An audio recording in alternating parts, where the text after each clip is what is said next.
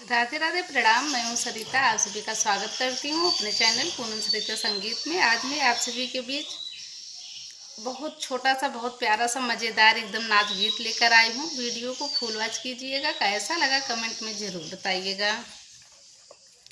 झारी गायल नैहर के दुलार हो सखी, झारी गायल नैहर के दुलार हो सखी, सासु मारेली बेलनवा के मार हो सखी, सासु मारेली बेलनवा के मार हो सखी। रोटिया बनावे गईली जरी के भाईल कोयला, रोटिया बनावे गईली जरी के भाईल कोयला।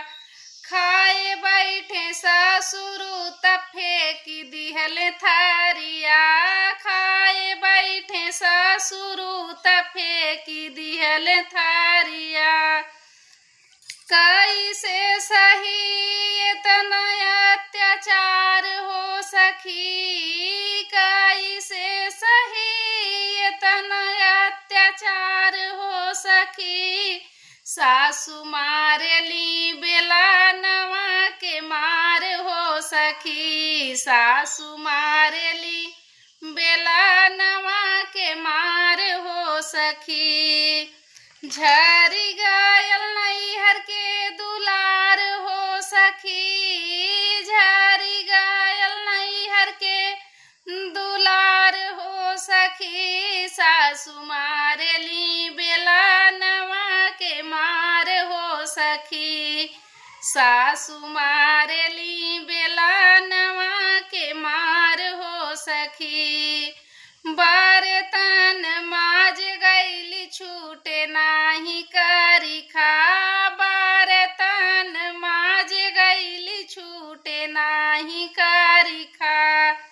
छोट की ननदिया बोलाई जैसे चरखा, छोट की ननदिया बोलाई जैसे चरखा।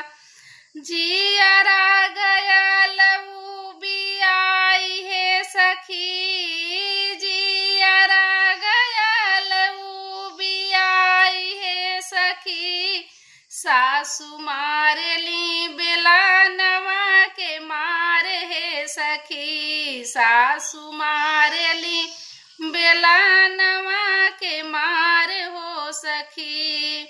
झरी गायल नैहर के दुलार हो सखी, झरी गायल नैहर के दुलार हो सखी, सासु मारेली बेलनवा के मार हो सखी, सासु मारेली बेलनवा के मार हो सखी। ससुरे के दुखवा सहल नाही जाता, ससुरे के दुखवा सहल नाही जाता। माइया और बाबूजी से कहलो न जाता, माइया और बाबूजी से कहलो न जाता। होई गा जिंदगिया बेकार हो सखी, होई गा जिंदगिया बेकार हो सखी, सासु मारेली बेलनवा के मार हो सखी, सासु मारेली बेलनवा के मार हो सखी। झरी गायल नैहर के दुलार हो सखी, झरी गायल नैहर के दुलार हो सखी, सासु मारेली बेला